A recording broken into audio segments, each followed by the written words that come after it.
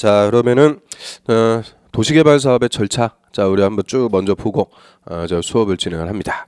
자, 도시개발 사업 시행하기 위해서 일단 개발 계획부터 수립한다 그래요. 개발 계획. 자, 우리 개발 계획 이렇게 부르고요. 자, 개발 계획이라는 것은 이하에 나올 개발 사업 전반의 지침이다 이렇게 얘기합니다. 개발 사업 전반의 지침. 또는 뭐 기준, 방향 제시 다 같은 말이 되고요. 저 이하에 나올 이제 개발 사업에 관한 모든 거죠. 자, 어디에 무슨 목적으로 개발 구역 지정해서 누가 어떤 방식으로 사업해 가지고 어떤 기능을 갖는 신도시로 만들어 보자. 이런 개발 사업에 관한 것을 미리 철저하게 계획으로 싹 수립을 해요. 그리고 개발 계획에 따라서 자, 여기서 개발 사업 합니다. 개발 구역을 지정을 하죠. 도시개발 구역 지정하고요. 그리고 개발 구역 지정하면서 이제 누가 개발 사업을 시행할지 시행자도 다 지정이 돼요. 이 개발 사업을 시행할 자, 시행자도 다 지정을 하고요. 시행자가 지정이 되면 시행자가 사업을 실시하기 위한 계획, 말 그대로 실시 계획. 자, 요거부터 또 작성해갖고 지정권자한테 와서 인가받는다 그래요. 그럼 실시 계획이다. 자, 요거 우리 시설 사업하고 같아요. 시설 사업이든 개발 사업이든 실시 계획 하면은 의미는 공사 계획이라고 그랬죠. 자, 시행자가 공사를 이렇게 하겠습니다. 공사를 실시하기 위한 계획이요. 공사 계획 작성해갖고 인가 떨어지면은 이제 공사예요. 즉 사업을 시행합니다. 개발 사업의 사업 시행, 즉 공사하는 방식은 크게 두 가지가 있죠. 수용 방식과 환지 방식. 자, 여기서부터는 이제 구체적인 사업의 절차가 돼요. 그래서 나중에 보고요. 일단 개발 사업 시행하기 위해서는 전제 조건 개발 계획 수립해서 개발 구역부터 지정을 하죠. 자, 개발 계획부터 먼저 볼게요. 우리 교재는 개발 구역의 지정 그게 먼저 나오는데 일단 한 페이지 넘겨보세요. 자, 56페이지. 자, 중간 이하 보시면 도시개발 사업의 계획, 즉 개발 계획 이렇게 써 있죠. 자, 개발 계획. 자, 개발 계획은 개발 사업 전반의 지침이라고 그랬어요. 개발 사업 어떻게 할지 철저하게 미리 계획으로 수립하죠. 그럼 수립 시기 한번 보세요. 자, 원칙. 자, 지정권자는 개발 구역 지정하려면 개발 계획을 수립해야 된다. 그럼 일단 개발 계획은 누가 수립해요? 지정권자.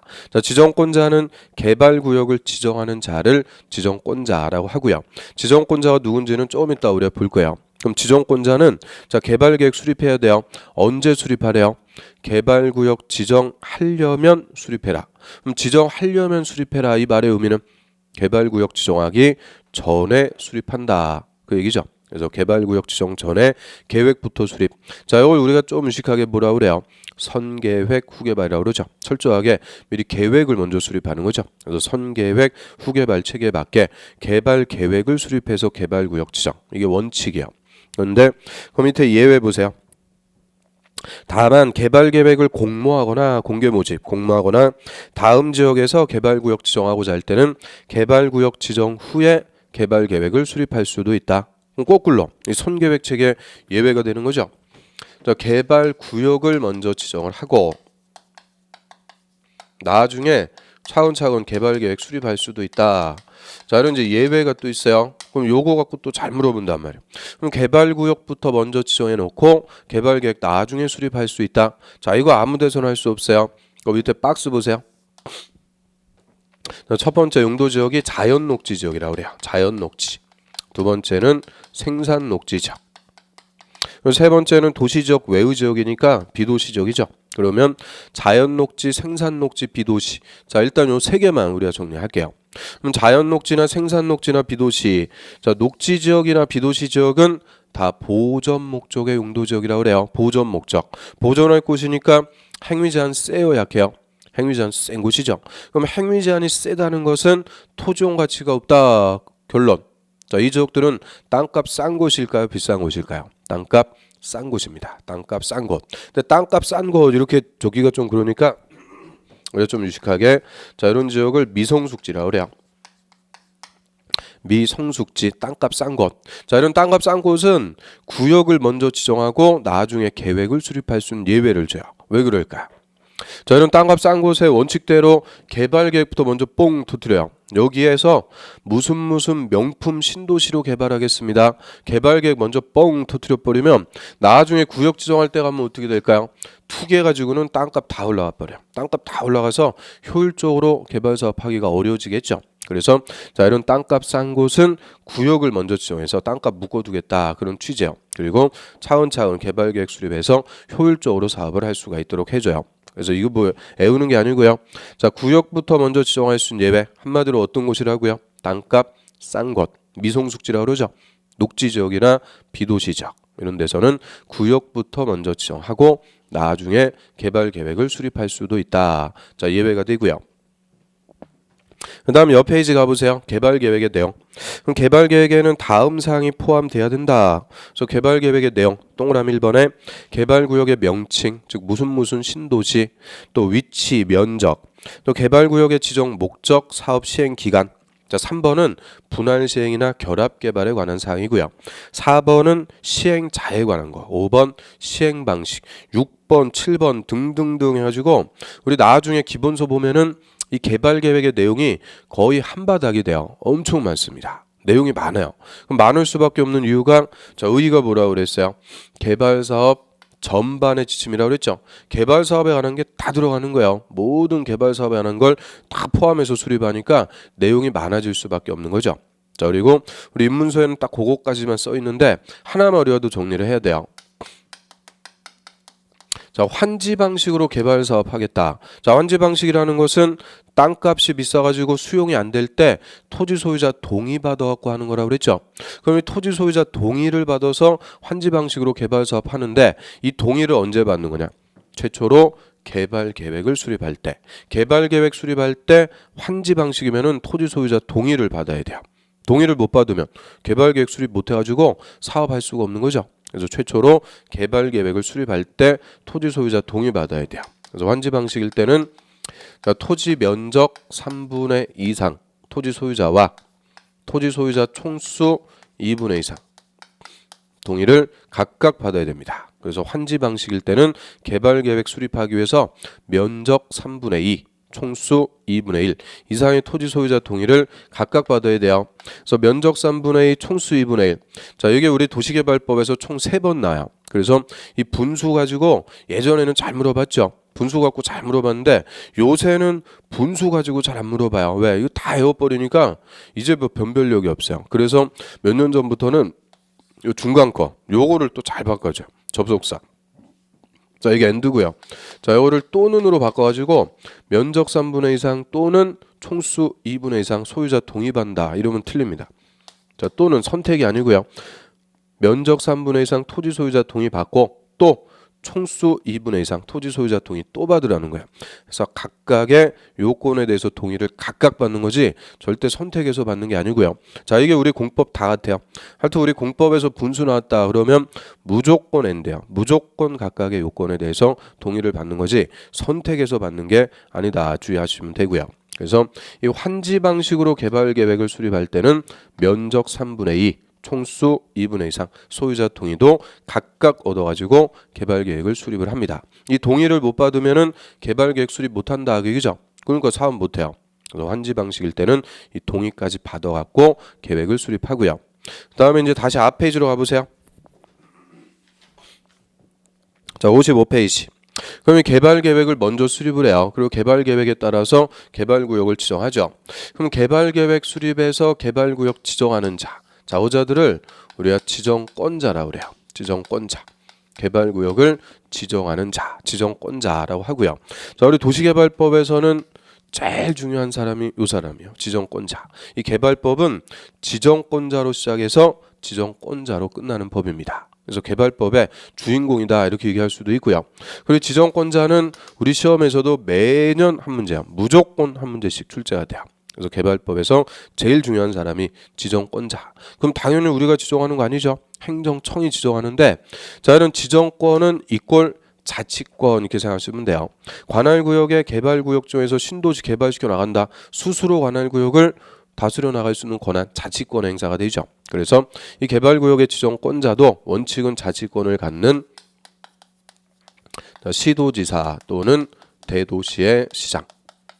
자, 시도지사나 대도시장. 자, 여자들이 원칙적으로 계획적 개발이 필요하면 개발구역 지정할 수가 있다고 그래요. 그래서 시도지사 플러스 얘기하면 누구예요? 특별시장, 광역시장, 도지사, 그리고 대도시의 시장, 이 자치권을 갖는 지자체장, 여자들이 개발구역 지정하고요. 그리고 원칙은 시도지사는 시도 관할구역에, 대도시장은 대도시 관할구역에, 이 관할구역 단위로 개발구역 지정하는 것이 원칙이겠죠. 그런데 자, 이런 개발 사업을 크게 해요. 그래서 시도나 대도시에 걸쳐 가지고 개발구역 지정할 수도 있어요. 그럼 2개 이상 시도나 대도시에 걸쳐서 개발구역 지정하겠다. 자, 이때는 시도지사, 대도시장이 서로 협의해서 지정할 자를 정합니다. 협의해서 지정할 자를 정한다. 이게 원칙이고요. 그럼 우리나라에서 이렇게 걸쳐 갖고 지정돼 있는 개발구역, 자, 서울특별시하고 경기도 성남시, 하남시 걸쳐가지고 위례신도시라는 개발구역 지정돼서 다 개발이 됐어요. 그럼 이렇게 자, 특별시, 경기도, 시도에 걸쳐가지고 개발구역 지정하려고 그래요. 어떻게 하라고요? 자, 특별시장하고 도지사가 서로 협의해서 지정할 자를 정하는 거죠. 협의해서 지정할 자 정하는데 이 협의가 잘 될까 안 될까요? 당연히 안 돼요. 왜? 이 개발하면은 엄청난 개발 이익이 발생하는데 그 지자체장이 서로 개발 이익 안 놓치려고 그러죠. 서로 자기가 하겠다고 싸우게 된단 말이에요. 그래서 이런 걸쳐 갖고 지정하는데 협의가 안 되더라. 이때는 자, 특별시하고 도지사 위에 공통상급 행정청 누구밖에 없어요? 국토부 장관. 그러니까 협의가 안 될 때는 국토부 장관이 직접 개발구역을 지정합니다. 냅둬라해서 국토부 장관이 직접 지정해요. 그래서 예외적으로 이 국토부 장관도 5가지 사유가 있을 때는 직접 개발구역을 지정할 수가 있고요. 그럼 이 국토부 장관이 지정할 수 있는 사유가 5개니까 항상 우리 시험에서는 4개나 5개짜리는 요주의 대상이죠. 자, 우리 시험이 오지선다란 말이에요. 5개 중에서 하나를 선택하는 거죠. 그럼 법조문 자체에 5개짜리가 있다, 4개짜리가 있다, 하나만 바꾸면은 바로 문제야. 문제 내기가 쉬우니까 아주 많이 물어봐요. 그래서 올해 26회 시험에서도 저희 국토부 장관이 지정하는 사유 5개 이거 갖고 그대로 물어봤어요. 그래서 아주 시험에 잘 물어보는 부분이니까 자, 국토부 장관이 지정할 수 있는 사유 5가지 있고요. 그럼 일단 지정권자 원칙 누구라고요? 시도지사, 대도시장. 자, 시도지사나 대도시장이 지정하는데 예외적으로 누구도 지정할 수 있다. 국토부 장관도 지정할 수가 있죠. 자, 여자들은 이제 지정권자라고 그래요. 그래서 교재 한번 볼게요. 55페이지. 자, 개발구역의 지정권자, 저기다가는 별표 치시고요. 원칙은 누구예요? 시도지사 또는 대도시장. 시도지사나 대도시장이 관할구역에 계획적 개발이 필요하면 개발구역 지정할 수가 있고요. 근데 동그라미 니은번 보세요. 자, 이런 개발 사업이 필요한 지역이 2개 이상의 시도나 대도시 행정구역에 걸친다. 걸칠 때는 어떻게 하라고요? 시도지사, 대도시장이 협의해서 지정할 자를 정합니다. 협의해서 지정할 자를 정한다. 근데 이 협의가 안 되면 이제 국토부 장관이 나온다고 그랬죠. 그래서 밑에 예외 국토부 장관도 다음에 해당하면은 개발구역 지정할 수 있대요. 그래서 박스에 5가지인데 자, 그중에서 리을번 먼저 볼게요. 리을. 자, 시도지사 또는 대도시장 간의 협의가 성립되지 않을 때, 협의가 안 되면은 이때는 국토부 장관이 직접 지정할 수 있습니다. 그다음 위로 가보세요. 기획번. 자, 국가가 개발 사업을 시행할 필요가 있다. 자, 국가가 직접 신도시 개발한대요. 이게 무슨 사업? 국책 사업이죠. 국가 정책으로 국가가 직접 신도시 개발. 이거 대표적으로 뭐 있을까요? 세종시 있죠. 세종시 같이 국가가 개발할 때는 국토부 장관이 직접 지정하고요. 또 니은번에 관계 중앙 행정기관의 장, 거다 비추. 관계 중앙 행정기관의 장이 요청할 때, 요청에다가 동그라미 치세요. 요청할 때. 그래서 관계 중앙 행정기관의 장을 2글자로 장관 이렇게 부르죠. 장관이 요청하는데 뭐 예를 들어서 문화체육관광부 장관이 문화체육단지 조성 좀 해야 되니까 개발구역 지정해 주세요. 국토부 장관에게 뭐예요? 요청. 그러면 국토부 장관이 지정할 수가 있고요. 그 다음에 디귿번에 공공기관 또는 정부 출연기관 장이 30만 제곱미터 이상 쫙 밑줄. 공공기관, 정부 출연기관 장이 30만 제곱미터 이상 국가계획과 밀접한 관련 있는 개발구역 지정을 제한할 때, 제한에다가 동그라미, 제한할 때. 자, 공공기관은 공사 생각하시면 돼요. 토지주택공사 같은 거 있죠. 이런 공사를 법에서 공공기관 이렇게 부르고요. 정부 추정기관은 공단 생각하시면 돼요. 공단. 철도시설공단 이런 거 있죠. 공단. 이런 게 정부 추정기관이에요. 그럼 공공기관이나 정부 추정기관의 장은 30만 제곱미터 이상 국토부 장관에게 뭐 할 수 있다고요? 제한을 할 수가 있어요. 제한을 하면은 국토부 장관이 지정할 수가 있고요. 그 다음에 또 미음반. 자, 천재지변 등의 사유로 긴급히 개발 사업이 필요할 때 긴급히 개발하겠다. 이때도 국토부 장관이 지정할 수가 있죠. 그래서 그 5가지 사유가 있을 때 국토부 장관이 지정할 수 있는데, 자, 시험에서 맨날 물어보는 거는 뭘까요? 다른 거는 뭐 어렵지 않아요. 두 번째 거하고 세 번째 거예요. 요청하는 것과 제안하는 거. 이거 갖고 맨날 물어봐요. 올해도 그렇고. 그럼 요청은 누가 한다고 그랬어요? 장관이. 제안은 누가 한다고 그랬어요? 공공기관, 정부 추정기관 장이 30만 제곱미터 이상으로 제한하죠. 그럼 요청이나 제안이나 다 지정해달라고 하는 건데 국어적인 의미는 같아요. 그런데 법률 용어가 됐을 때는 확실하게 구분하셔야 돼요. 자, 장관은 제안한다 이러면 틀려. 장관은 뭐 한다고요? 요청. 제안은 공공기관, 추정기관 장이 30만 이상으로 제한하는 거죠. 그래서 요청과 제안 확실하게 구분하시고요. 그러면 자, 지금 지정권을 갖는 자들 행정청 누구예요? 시도지사, 대도시장, 예외 국토부 장관. 요 자들이 지정권자예요. 그러면 행정청이지만 지정권이 없는 행정청 있죠? 가장 하급 행정청 누구예요? 시장, 군수, 구청장. 시군, 구청장. 자, 여자들은 지자체장, 행정청이지만 지정권이 없어요. 그러니까 시군, 구청장은 바로 위에 시도지사한테 개발구역 지정해 주세요. 뭐를 할 수 있는 거냐? 요청만 할 수가 있다 그래요. 그래서 시군, 구청장은 직접 개발구역 지정할 수 있다. 틀리죠? 뭐만 할 수 있다고요? 요청할 수 있는데, 자, 여기서 우리가 법률 용어 하나 좀 정리를 해줘야 돼요. 자, 요청이라는 것은 권한이 없는 행정청이 권한 있는 행정청에게 요구하는 것을 요청한다 그래요. 그래서 시군구청장은 지정권이 없죠. 그러니까 지정권이 있는 시도지사한테 개발구역 지정을 뭐한다? 요청한다 이렇게 표현하고요. 그래서 요청하는데, 그럼 시군구청장이 국토부 장관에게 요청할 수 있을까 없을까요? 절대 없어요. 항상 공법은 위계질서라고 그랬죠. 제일 높은 사람은 누구? 국토부 장관. 다음이 시도지사. 다음이 시군구청장. 그럼 시군구청장이 한 다리 띄고 국토부 장관한테 요청한다? 절대 없어요. 시군구청장은 무조건 누구한테 요청해요? 시도지사에게 요청합니다. 이게 원칙적인 개발구역 지정의 요청이라고 그래요. 그러면 저 예외적으로 국토부 장관한테 요청은 누가 있어요? 국토부 장관에게 요청은 시도지사가 하는 거 아니에요.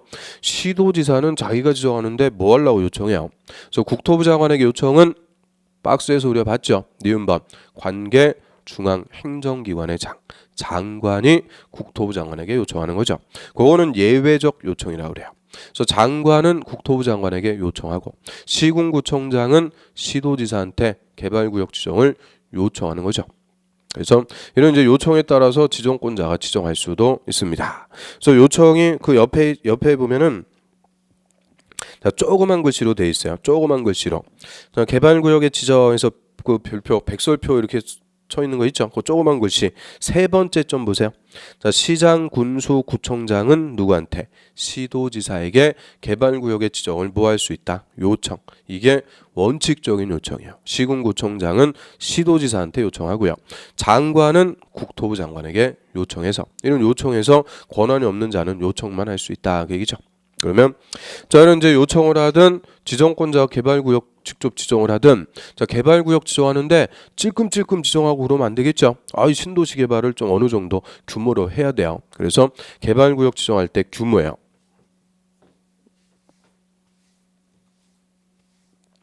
그럼 지정권자가 개발구역 지정할 때 규모 고차고 밑에 나오죠. 자, 제가 먼저 볼게요. 그 용도지역별로 써 있어요. 자, 도시지역은 주거, 상업, 공업, 녹지지역. 근데 녹지지역만 다시 세분으로 가요. 녹지지역만. 자연 녹지, 생산 녹지, 보전 녹지. 자, 우리 녹지지역은 보생자 세 가지가 있죠. 그 다음에 이제 비도시지역, 도시지역, 외의지역 해서 자, 용도지역별로 개발구역 지정할 때 규모입니다. 자, 일단 도시지역에서 주거, 상업, 자연녹지, 생산녹지. 자, 요 네 개 지역에서 개발구역 지정할 때는 10,000제곱미터 이상의 규모로 지정을 해야 돼요. 10,000제곱미터 이상. 자, 10,000제곱미터 이상 이게 딱 기준이 되는 거니까 자, 요것도 단수 남겨요. 주상 자생 1만. 딱 이렇게 해보세요. 주상 자생 1만. 주상 자생 1만. 10,000제곱미터 이상으로 개발구역을 지정합니다. 그리고 10,000제곱미터 이렇게 써가지고 이게 넓어 보이는 것 같은데 얼마 안 돼요. 자, 10,000제곱미터 하면은 어떻게 될까요? 자, 가로가 100m, 세로가 100m. 자, 100 곱하기 100 하면 얼마예요? 만. 그러니까 뭐 100m, 100m씩이면은 이거 애들 학교 운동장 크기도 안 되는 거예요. 3,000평밖에 안 되는 건데, 자, 최소 규모가 얼마라는 거예요? 만. 그래서 자, 요 네 개 지역이요. 주상 자생 1만. 10,000제곱미터 이상으로 개발구역 지정해야 되고요. 근데 공업지역은 공장 짓고 공단 개발할 곳인데 공장 규모가 크죠. 아, 이거 택도 없어요. 그래서 공업지역은 요거의 3배요. 3만 제곱미터 이상의 규모로 개발구역을 지정하고요. 그 다음 저 비도시 지역으로 가봐요. 비도시 지역은 저 시골 허벌판인데 거기다가 신도시 개발하려면 기반설부터 엄청 설치를 해줘야 되죠. 그래서 이 규모의 10배요. 3만의 10배니까 30만 제곱미터 이상의 규모로 지정을 합니다. 30만 이상. 다만 또 예외 뭐 20만 있는데 그런 거 갖고 안 물어봐요. 그래서 개발구역 지정할 때 규모는 요 세 개만 딱 정리하시면 돼요. 뭐 간단하죠. 만, 3만, 30만. 그럼 10,000제곱미터가 4개니까 요것만 확실하게 정리하면 끝난단 말이에요. 그래서 주상 자생 1만. 자, 요게 키워드니까 주상 자생 1만. 공업지역은 얼마? 3만. 비도시는 30만. 요 규모 이상으로 개발구역 지정하고요. 그 다음에 논점이 되는 게 또 하나 있죠. 자, 우리 녹지지역 중에서 보전녹지 얘는 규정이 없어요. 규정이 없다는 것은 개발구역 지정 못한다 그 얘기입니다. 그래서 녹지지역이라도 보전녹지는 개발구역을 지정하는 대상이 아닙니다. 왜 그럴까? 자, 우리 용도지역에서 보전녹지는 도시지역 안에 뭐라고 그랬어요? 산이라고 그랬죠. 서울에 남산 같은데 이런데 개발하고 그러면 돼야 안 돼요? 안 돼요. 그래서 보전녹지는 개발할 수가 없는 녹지요. 그러니까 개발구역 지정에서 개발 못하죠. 그래서 보전녹지는 아예 개발구역 지정 대상 자체가 아닙니다. 그러니까 요거 어떻게 줘요? 녹지지역에서는 10,000제곱미터 이상으로 개발구역 지정할 수 있다. 그럼 틀려요. 녹지지역 중에서 뭐만? 자연녹지, 생산녹지만 지정할 수 있고요. 아예 보전녹지는 지정 못해요. 그래서 녹지지역 이렇게 주면 틀려요. 자연녹지, 생산녹지만 10,000제곱미터 이상이죠. 그래서 요 규모 이상으로 지정권자는 개발구역을 지정을 합니다. 그 한 페이지 넘겨보시면은 이제 개발구역 지정의 효과 나오죠. 일단 자, 요 규모 이상으로 지정권자 개발구역 지정하는데 지정할 때 절차는 간단해요. 우리 계획을 수립하든 구역을 정하든 다 같아요. 일단 뭐 알아야 되니까 조사하는 거죠. 기초조사. 조사하고요. 주민의 의견 또 들어요. 주민의 의견 듣고 관계 행정기관에 장하고 협의하고 도시계획위원회 심의 거쳐가지고 개발구역을 지정하고 고시해요. 우리한테 효과가 있는 것은 고시에서 알려준다고 그랬죠. 그래서 조사하고 주민 의견 듣고 협의하고 심의 거쳐갖고 지정고시. 이거 뭐 계획을 수립하든 구역 지정하든 맨날 똑같은 절차죠. 일반 절차 이렇게 얘기하고요. 그럼 이제 중요한 것은 이 절차에 따라 개발구역 지정됐을 때 효과입니다. 개발구역 지정되면 효과 맨 위에 써있죠. 가로 3번. 자, 도시개발구역 지정에 따라 크게 두 가지 효과가 있다고 그래요. 첫 번째, 의제되는 효과고요. 자, 도시개발구역이 지정고시 되면 도시지역 동그라미, 도시지역과 지구단위 계획구역 동그라미으로 결정고시된 걸로 본다. 자, 이게 첫 번째 효과고요. 그럼 본다 이렇게 써놨는데 본다를 저 민법에서는 간주한다 이렇게 얘기해요. 간주 규정. 근데 우리 공법은 의제된다 이렇게 얘기해요. 의제. 간주라고 안 쓰고요. 의제한다. 의제. 그럼 본다, 간주한다, 의제한다 다 같은 말이에요. 의미는 그냥 된답니다. 된다. 그래서 도시개발구역이 지정이 되면 동그라미 친 거 두 개가 그냥 되는 거예요. 뭐가 된다고요? 도시지역과 지구단위 계획구역이 된다. 그 얘기인데 그 의미 한번 따져봐요.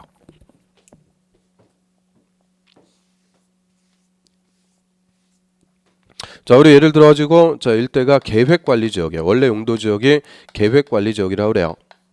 그럼 계획관리 지역은 관리 지역이니까 비슷하게 관리하는 곳이죠. 자, 계획관리 지역은 무슨 지역과 비슷하게 관리해요? 도시 지역과 비슷하게 관리하다가 도시 지역으로 개발할 것, 요거를 계획관리 지역이라고 그러죠. 그럼 일단 계획관리 지역이었는데 자, 여기에 이번에 무슨 신도시 개발하겠습니다. 자, 전격적으로 도시개발구역을 지정을 해서 개발하려고 그래요. 그러면 일단 계획관리지역에서는 도시개발구역 지정할 때 얼마 이상의 규모로 지정해야 돼요? 자, 이런 게 논점이죠. 그럼 계획관리지역은 도시지역이 아니고 무슨 지역? 비도시. 비도시 지역이니까 면적 얼마 이상? 30만 제곱미터 이상으로 지정해야죠. 그래서 30만 제곱미터 자, 계획관리지역에 도시개발구역 딱 지정됐어요. 그러면 이 30만 제곱미터 개발구역으로 지정한 토지는 이제 계획관리지역이 아니고 용도지역이 도시지역으로 바뀌어요.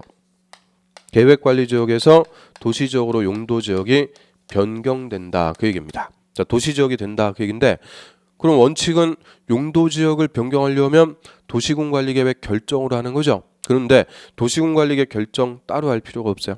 개발구역 지정되면 바로 무슨 지역으로 바뀐다는 거예요. 도시지역으로 변경됩니다. 그럼 왜 도시지역으로 바꿔주겠어요?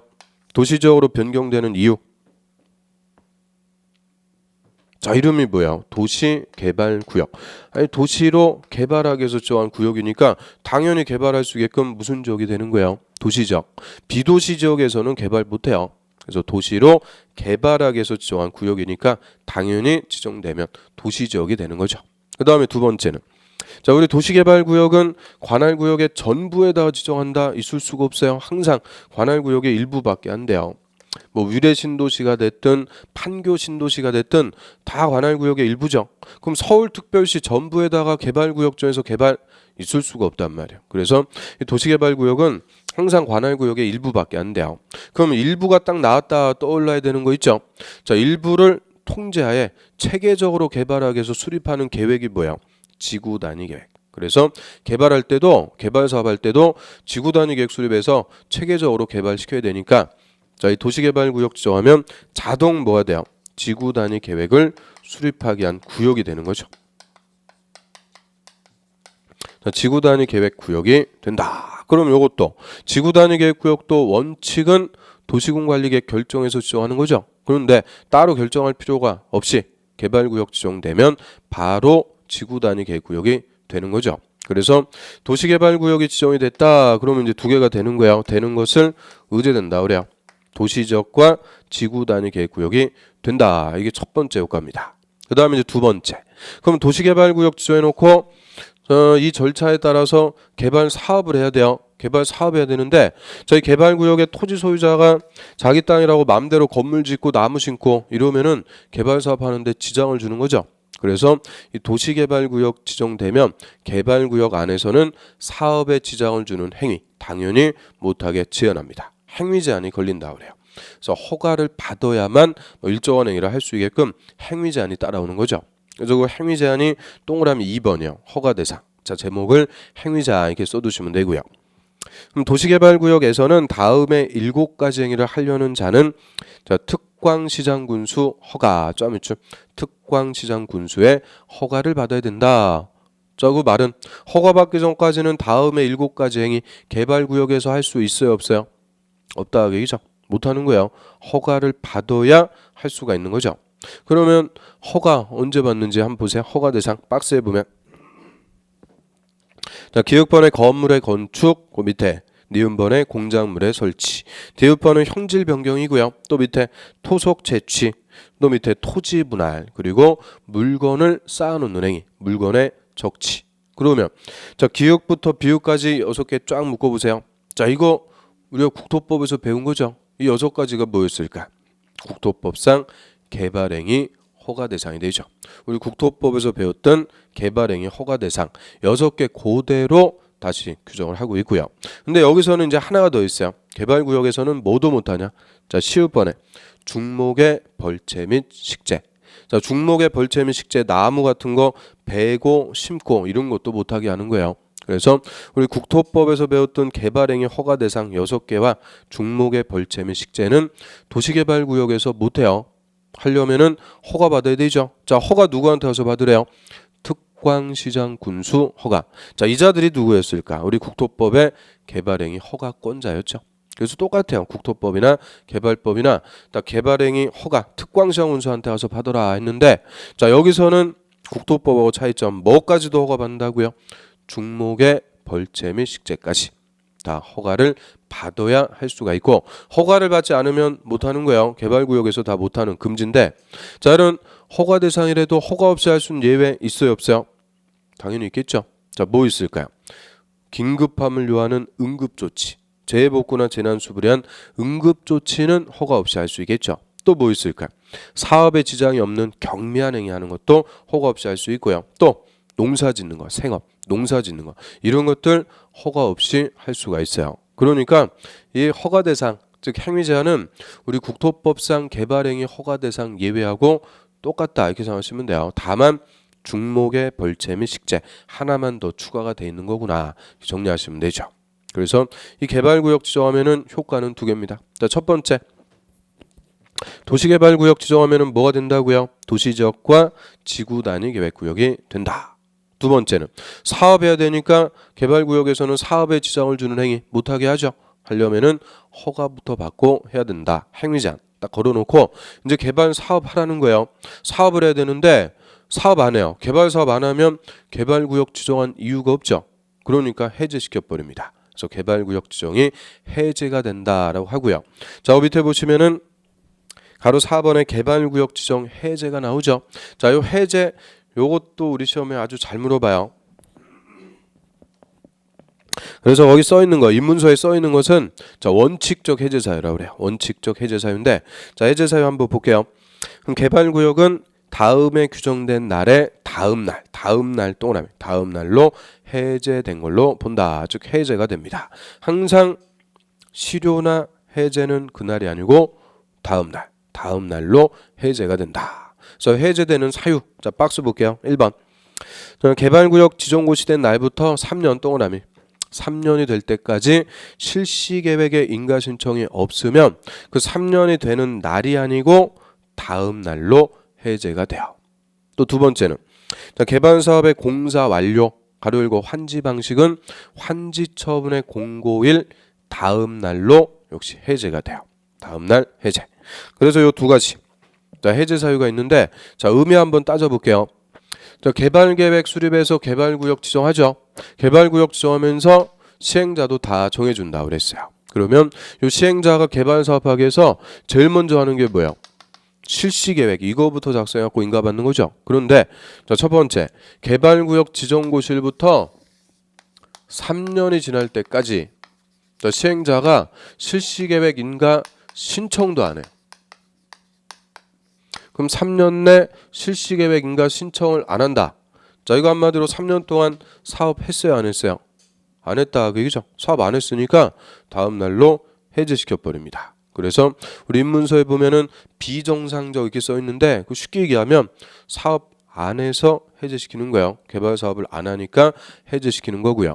자, 두 번째는 자, 3년 내 실시계획 인가 신청해서 인가 받고 이제 사업을 해요. 정상적으로 사업하죠. 그러면 수용 방식일 때는 싹 개발구역의 토지 등을 수용해 놓고 사업하죠. 그러니까 공사만 끝나면 그냥 사업 다 끝나버리는 거예요. 그래서 수용 방식은 공사 완료의 공고가 나면 개발 사업이 다 끝나버려요. 근데 환지 방식은 자, 동의받아갖고 공사하는 거라고 그랬죠. 토지 소유자 동의받아갖고 공사 끝났어요. 공사 끝났다고 사업이 끝나는 거 아니죠. 이제 새로 개발된 토지를 토지 소유자에게 다시 돌려줘야 되죠. 돌려주는 처분을 우리가 환지 처분한다 그래요. 그래서 환지 방식일 때는 환지 처분의 공고가 나면 사업이 다 끝나게 돼요. 그래서 각각 사업이 끝나는 시점이 달라요. 수용 방식은 공사 완료, 환지 방식은 환지 처분의 공고가 나면 사업이 끝.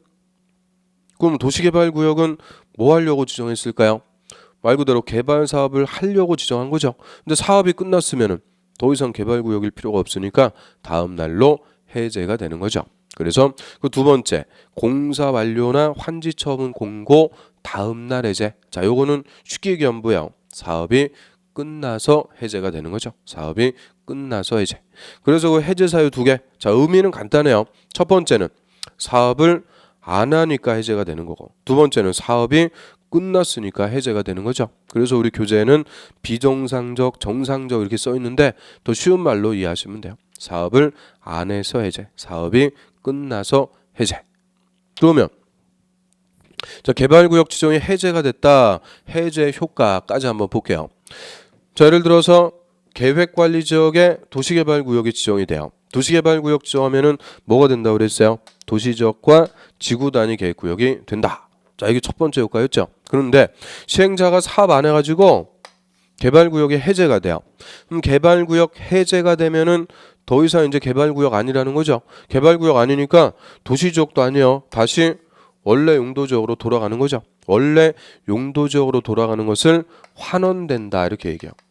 그러니까 다시 이제 계획관리지역으로 다시 돌아가는 거죠. 그리고 지구단위 계획은 수립할 필요가 없으니까 지구단위 계획 구역은 폐지가 됩니다. 그러면 개발구역이 해제가 되면은 원래 용도지역으로 환원되고 지구단위 계획 구역은 폐지가 된다. 자, 이 말의 의미는 개발구역 지정하기 전 상태로 원상복귀된다. 그죠? 이제 개발구역이 해제가 되면 개발구역이 아니니까 다시 원상복귀가 된다. 그 얘기고요. 그런데 이 사업이 다 끝나가지고 공사 완료나 환지 처분의 공고가 나서 개발 사업이 끝났어요. 그럼 사업이 끝나서 개발구역이 해제가 됐다. 이때는 원상복귀 될까요? 안 되죠. 이때는 사업이 끝나가지고 도시적으로 개발이 끝난 거니까 원상복귀 되고 그러는 거 없어요. 그래서 여기까지 개발구역 지정 해제까지 우리가 싹 살펴봤고요. 그러면 자, 개발 사업 파견 전제 조건이죠. 개발 계획 수립에서 개발 구역을 지정하는데 여기까지 우리 도시개발법에서 두 문제 이상 무조건 출제합니다. 두 문제 이상. 자, 도시개발법 총 6문제가 출제가 된다고 그랬죠. 그중에서 두 문제 이상. 근데 올해 시험은요. 26회 시험에서는 여기까지 4문제가 출제가 됐어요. 다 물어봤죠. 개발 계획 수립에서 개발 구역 지정까지 4문제 다 물어봤어요. 그 정도로 개발법에서 가장 중요한 파트가 요거예요. 개발계획 수립에서 개발구역 지정. 그럼 제일 중요한 사람은 누구겠어요? 개발계획 수립에서 구역 지정하는 사람, 지정권자. 이거 뭐 무조건 한 문제예요. 지정권자가 제일 중요하고요. 그리고 지정권자가 개발계획 수립에서 개발구역 지정하는 게 원칙이라고 그랬죠. 그리고 환지 방식이라면 동의부터 받는다고 그랬어요. 개발계획 수립할 때 토지 소유자 동의 받는 거죠. 그리고 자, 개발구역 지정권자 지정하는데 찔끔찔끔 지정하는 거 아니에요. 일정 규모 이상으로 지정한다 그랬죠. 개발구역을 지정하는 규모. 그리고 개발구역 지정하면은 효과. 자, 2개 의제가 된다 그랬고 행위 제한 따라온다 그랬죠. 그런데 개발 사업 안 하면 개발구역 지정이 해제가 되더라. 이런 지정권자, 지정 규모, 효과, 해제. 자, 이런 파트에서 아주 골고루 시험에서 잘 물어봐요. 그 요새는 절대 시험이 단순 암기식으로 물어보는 거 아니에요. 그냥 단순하게 요거 딱 외워가지고 물어봐갖고 맞춘다 그런 게 거의 없어요. 전반적으로 물어봐요. 지정권자 쪽에서 지문 하나 주고요. 규모 쪽에서 지문 하나. 그리고 개발계획 수립할 때 지문 하나. 그리고 효과에서 하나. 해제에서 하나. 이런 식으로 전반적인 거를 다 그대로 한 문제에서 물어보니까 이게 뭐 단순 암기해갖고 맞추고 그러는 게 절대 될 수가 없어요. 그래서 전체적인 것을 이해하고 그 다음에 중요한 논점들을 우리가 정리를 해야 돼요. 그래서 한 문제 풀 수가 있는 거죠. 그 다음에 이제 오늘 하나만 더 할게요. 자, 개발구역 지정하면서 시행자까지 다 정한다고 그랬죠. 누가 개발 사업을 시행할지 시행자도 다 지정합니다. 그래서 이 도시개발 사업의 시행자, 오늘 요 시행자까지만 더 볼 건데요. 그럼 도시개발 사업은 누가 원칙적으로 시행한다 이런 거 없어요. 개발구역 지정할 때 지정권자가 시행자도 다 지정합니다.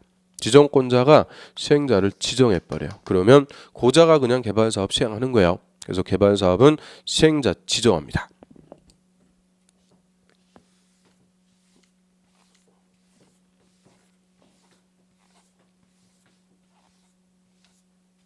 그럼 누가 이제 시행자로 지정받을 수 있는지, 자, 시행자로 지정받을 수 있는 자, 자, 우리가 크게는 이제 2개 부분으로 나눠요. 먼저 공공 부문의 사업 시행자가 있어요. 공공 사업 시행자, 공공 부문이라고 하고요. 자, 그럼 공공 부문에는 4가지가 있죠. 자, 첫 번째는 국가와 지자체입니다. 자, 국가나 지자체가 직접 신도시 개발할 수도 있어요. 그래서 국가나 지자체가 시행자가 될 수도 있는데, 자, 이 국가나 지자체를 우리가 다른 말로 뭐라고 불러요? 행정청이라고 부르죠. 그래서 요 국가나 지자체가 시행자가 됐을 때는 따로 행정청 시행자 이렇게도 표현해요. 행정청인 시행자. 그럼 나머지는 다 이제 뭐가 되는 거예요? 비행정청인 시행자다 이렇게 얘기하죠. 그럼 비행정청인데 그 중에서도 세 개가 더 들어가요. 세 개를 더 묶어가지고 공공부문의 사업 시행자, 더 넓은 말이죠. 공공사업 시행자라고 그래요. 자, 두 번째는 자, 공공기관입니다. 자, 국가가 정부가 100% 투자해서 만드는 공사들 있죠. 그래서 뭐 토지주택공사라든지 수자원공사, 농어촌공사, 관광공사, 철도공사 뭐 등등등. 자, 이런 공사들이 있어요. 이 공사들을 공공기관이라고 그래요. 공공기관. 그래서 토지주택공사 같은 공공기관도 얼마든지 시행자가 될 수가 있죠. 그리고 또 국가가 만드는 것 중에 하나가 정부 출연기관. 출연은 돈 낸다는 거죠. 그래서 정부, 국가가 출연해갖고 만드는 기관으로서 또 두 개가 있어요. 철도시설공단하고 제주국제자유도시개발센터 이 두 가지 정부 출연기관이라고 그래요. 그리고 세 번째는 이제 지자체가 만드는 공사, 그거를 지방공사 이렇게 얘기하죠. 지방공사. 그럼 지자체가 만드는 공격, 공사인데 이 우리 서울특별시에 유명한 거 뭐 있어요? SH공사 같은 거 있죠. 이런 지자체가 만드는 공사를 지방공사라고 해서 자, 요 세 명을 묶는 거예요. 그래서 이거 다 한통속이니까 공공사업 시행자 이렇게 부르는데 자, 일단 누가 있어요? 국가와 지자체, 행정청이 있고 자, 국가가 만드는 게 공공기관하고 정부 출연기관 다 국가가 만드니까 국가하고 한통속이 되는 거죠. 또 지자체가 만드는 게 뭐예요? 지방공사. 그 지자체하고 똑같은 거예요. 그래서 저는 국가 지자체하고 공공기관, 출연기관, 지방공사 묶어가지고 넓은 의미에서 공공사업 시행자 이렇게 불러요. 공공사업 시행자. 그럼 공공부문이 아니면은 다 이제 뭐가 돼요? 민간이 되는 거죠. 민간 부문의 사업 시행자, 민간 사업 시행자. 그래서 이게 큰 분류예요. 공공, 민간. 그럼 민간도 능력이 되면 얼마든지 개발 사업 할 수가 있어요. 그래서 첫 번째 뭐 개발구역의 토지 소유자들이 직접 개발 사업 할 수도 있어요. 그런데 토지 소유자가 혼자서 하기 어려우니까 토지 소유자가 조합을 만들어서 할 수도 있죠. 그래서 토지 소유자가 개발 사업을 위해서 설립한 조합, 이 조합도 시행자가 될 수 있는데 여기서 논점이에요. 조합은 전부 환지 방식으로 할 때만 시행자가 돼요. 전부 환지 방식으로 개발할 때만 시행자가 되고요. 그러면 수용 방식으로 개발할 때는 조합은 시행자가 될 수가 없다 그 얘기죠. 당연한 거예요. 싹 수용해서 토지 소유자 다 쫓아버리는데 토지 소유자 조합 만들고 이럴 이유가 없죠.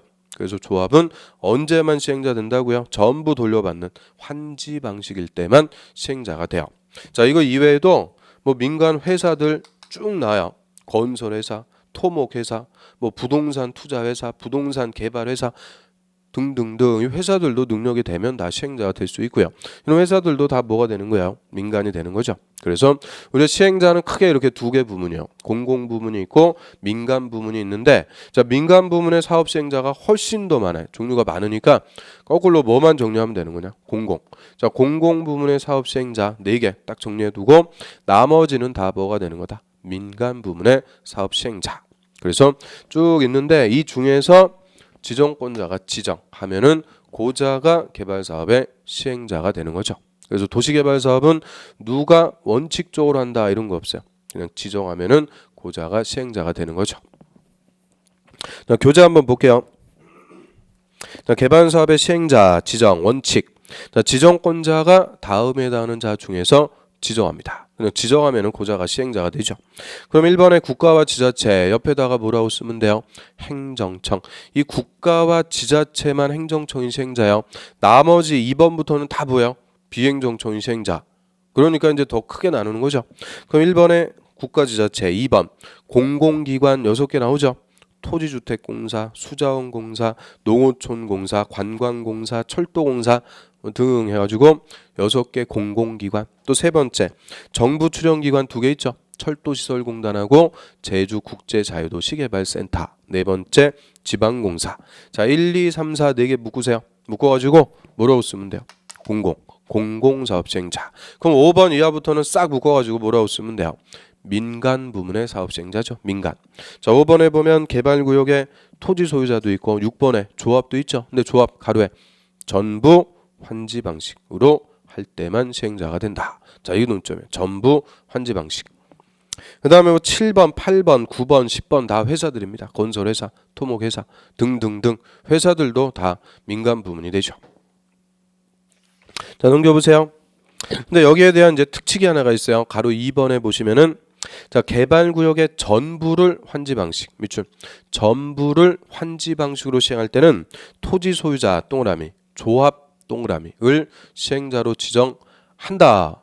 딱 법조문 자체에서 자, 개발사업 전부를 환지 방식으로 해요. 전부 돌려받는 환지 방식일 때 이때는 누구를 우선적으로 시행자로 지정해라. 토지 소유자나 조합을 우선적으로 시행자로 지정하도록 합니다. 그래서 전부 환지 방식으로 할 때만큼은 우선권을 주는 시행자가 있다. 그 얘기죠. 토지 소유자나 조합 자기들이 할 수 있게끔 우선권을 주고요.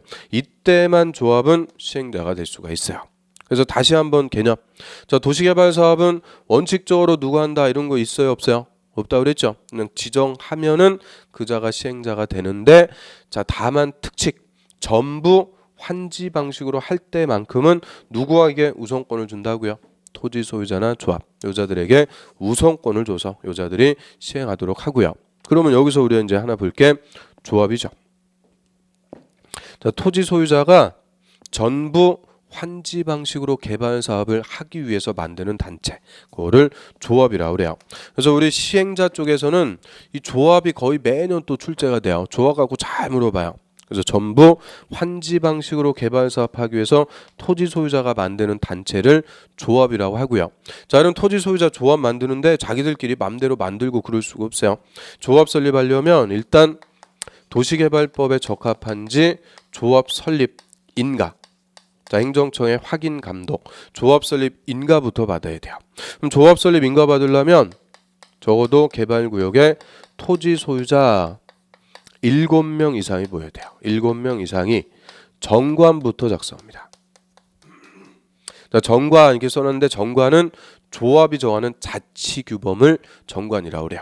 누구를 조합원으로 해서 조합원이 사업비 얼마씩 부담해갖고 어떻게 사업해 나갈지 스스로 정하는 자치규범. 이 정관부터 작성해서 지정권자에게 저희가 조합 만들어서 이렇게 사업하려고 하니까 설립 인가 내주세요. 신청해서 지정권자로부터 조합 설립 인가부터 받아요. 그러면 자, 토지 소유자 적어도 몇 명 이상이라고요? 7명 이상. 자, 7명. 요거를 황야의 7인 이렇게 정리하면 돼요. 황야의 7인. 7명 이상이 정관 작성해서 누구한테 가서 인가 받아라? 지정권자에게 설립 인가부터 받는 거죠. 그리고 자, 이런 설립 인가를 신청하기 전에 자, 대다수 토지 소유자가 조합 설립에 원하는지 동의를 또 받아야 돼요. 설립 인가 신청하기 전에 동의부터 받아라 했는데 이 동의 요건이 같아요. 면적 3분의 2 이상과 총수 2분의 2 이상. 자, 토지 소유자 동의를 각각 받아야 됩니다. 그러면 설립 인가 신청하기 전에 동의 요건 면적 3분의 2, 총수 2분의 1 각각의 요건에 대해서 토지 소유자 동의 받아와라. 자, 이 요건 우리가 좀 전에 배웠죠? 어디서 봤을까요? 환지 방식으로 개발계획 수립할 때 동의. 그 요건하고 같아요. 이게 똑같은 거예요. 실제는 한 번만 받아야 동의를. 그러면 왜 같은 걸까요? 좀 전에 조합은 언제만 시행자 된다고 그랬어요? 전부 환지 방식. 그러면 조합 설립의 동의는 이꼴 환지 방식으로 개발 사업하는 것의 동의랑 같은 거죠.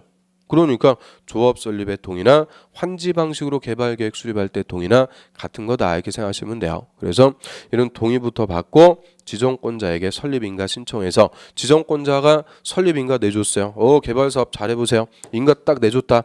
그러면 끝나는 거 아니고요. 자, 대표자는 30일 내 주된 사무소 소재지에서 조합 설립 등기까지 의무적으로 다 해야 돼요. 설립 등기까지 의무적으로 다 해줘야 되고요. 자, 이런 등기를 함으로써 조합은 법적으로 성립합니다.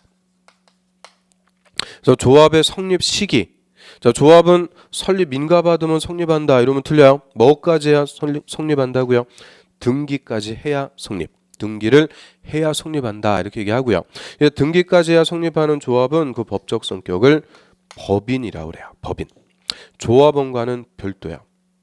법인, 법에 의해서 사람이 되는 거죠. 그래서 조합 이름으로 권리와 의무의 주체가 돼서 개발 사업을 할 수 있게끔 법인이 된다라고 하는데요.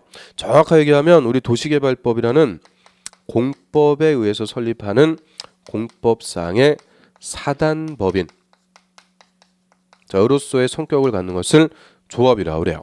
그럼 사람이 만든 단체에 법인격을 주는 것을 사단법인이라고 그러죠. 그래서 조합은 토지 소유자 사람이 만든 거니까 사단법인이 되는 건데, 자 공법상의 사단법인으로서의 성격을 갖는다. 이게 이제 정확한 의미고요. 그래서 조합 설립하는 절차요. 설립인가 받고 30일 내 등기하면 성립하는 법인입니다. 법인. 자 교재 한번 볼게요. 자, 동그라미 1번에 조합 설립 인가. 자 개발구역의 토지 소유자 몇 명 이상? 7명. 동그라미 7명 이상. 자 황야의 7인 7명 이상이 정관 작성해서 지정권자에게 설립 인가, 매출 지정권자에게 설립 인가부터 받아야 되고요. 그 다음에 조합의 성립. 자, 조합은 설립 인가 받으면 30일 내 주된 사무소 소재지에서 등기해야 된다. 의무. 그리고 이런 등기함으로써 성립한다. 그래서 등기를 해야 성립하는 법인이라고 그랬죠. 정확하게 얘기하면 공법상의 사단법인. 공법상의 사단법인으로 성립한다라고 하고요. 자, 그럼 이제 조합의 조합원. 조합원은 누가 되는 거냐?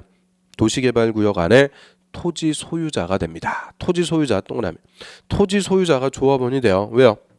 저 누가 만들었어요? 토지 소유자가 만들었죠. 그리고 저 도시개발 사업은 철저하게 뭐만 놓고 하는 사업이라고 그랬어요? 토지. 그러니까 이해관계인도 토지 소유자. 그래서 조합원도 오직 토지 소유자만 되고요. 건물 소유자, 지상권자 다 필요 없어요. 오직 조합원은 토지 소유자만 됩니다. 그런데 자 여기에 토지 소유자 중에서 조합 설립에 동의한 자만 조합원이 된다? 그러면 틀려요. 자 여기 동의한 자에 한한다 이런 거 없죠. 그래서 토지 소유자는 동의를 했든 반대를 했든 다 조합원이 돼요. 동의 불문 이렇게 써두세요. 동의했든 반대했든 토지 소유자는 조합이 성립되면 무조건 조합원이 돼요. 무조건 조합원이 되고요. 그리고 밑에 이제 총회하고 대의원회가 나오는데 자 요거를 조합의 기관이라고 그래요. 자, 조합의 기관, 이 기관이다라고 하면은 그게 이제 세 가지 있습니다. 먼저 조합을 운영해 나가는 집행기관이 있죠. 그래서 조합에는 집행기관으로서 임원이라는 것을 반드시 두게 돼요. 조합장 1명, 이사, 감사, 임원을 둬서 임원이 조합을 운영, 집행해 나가는 거죠. 그런데 임원들이 지들 맘대로 조합을 집행하고 그러면 안 돼요. 조합원의 의사를 결정해서 의사결정한 것을, 의결한 것을 임원이 집행하죠. 그래서 조합원의 의사를 결정하는 기관, 자, 이거를 의결기관이다 이렇게 얘기하고요. 조합의 의결기관은 총회예요. 조합원 전원으로 구성되는 총회에서 의사를 결정하죠. 뭐 왕권에 대해서 조합원이 찬성이다 반대다 의사결정. 그럼 의사결정한 것을 임원이 집행을 하는 거죠. 그런데 조합원이 너무 많아요. 조합원이 뭐 한 50명 이상 많으면 한 장소에 모여가지고 의사결정하는 게 어렵겠죠. 그러니까 이런 총회 대신 의결하기 위해서 대의기관인 대의원회라는 걸 또 두게 돼요. 대의원회. 그래서 총회 대신 의결한다 해서 대의기관이라고 하고요. 이런 대의원회를 둬서 총회 대신 비교적 경미한 사항은 대의원회가 의결할 수가 있죠. 즉 조합원 대표를 뽑는 거다 이렇게 생각하시면 돼요. 그래서 조합의 기관이다라고 할 때는 자 이렇게 세 개가 있어요. 집행기관으로서 임원, 의결기관으로서 총회가 있는데 임원하고 총회는 필수적인 거예요. 반드시 조합에 둬야 돼요. 그런데 대의원회는 요거는 필수적인 게 아니고 임의적인 기관이에요. 조합원 50명 이상일 때는 대의원회를 둘 수가 있는 거죠. 그래서 교재 한번 볼게요. 자, 총회는 필수기관 이렇게 써있죠. 조합원으로 구성되는 총회를 둬서 조합원의 의사를 결정하는 거죠. 그런데 밑에 대의원회, 자 임의기관 이렇게 써있죠. 자, 의결권을 가진 조합원 수가 100명 이렇게 써있는데 100인 지우세요. 50명 개정됐어요. 50명 이상인 조합은 총회 권한을 대행케 하기 위해서, 즉 총회 대신 의결할 수 있게끔 대의원회를 둘 수가 있다. 임의적인 거죠. 그래서 조합원이 종전에는 100명 이상일 때 둘 수 있었는데 요걸 좀 완화시켜 갖고 이제 50명 이상이면은 대의원회를 둘 수가 있죠. 자, 올해 개정됐으니까 내년에 무조건 우리 시험에서 물어볼 거예요. 그래서 대의원회는 조합원이 몇 명 이상, 50명 이상일 때 둘 수가 있는 거죠. 그래서 총회 대신 의결할 수 있는 대의기관이라고 그래요. 그래서 이 조합까지 우리 시행자 쭉 살펴봤어요. 그럼 여기까지가 개발사업 하기 위한 준비죠. 개발계획 수립해서 개발구역 지정, 시행자 다 정했어요. 그러면 시행자가 이제 실시계획 작성해갖고 인가 떨어지면은 구체적으로 공사하는 거예요. 사업이 들어가죠. 그래서 요 실시계획의 인가, 여기서부터는 구체적인 사업 시행 절차라고 하고요. 자, 여기서부터는 다음 주에 우리가 공부를 하겠습니다. 자, 오늘은 여기까지 해서 자, 시행자까지 정리를 했고요. 비도 오고 날씨도 추워요. 자, 여러분들 감기 조심하시고요. 옷 따뜻하게 입고 다니시고, 자, 다음 주에 또 건강한 모습으로 뵙겠습니다. 자, 오늘 수고 많으셨습니다.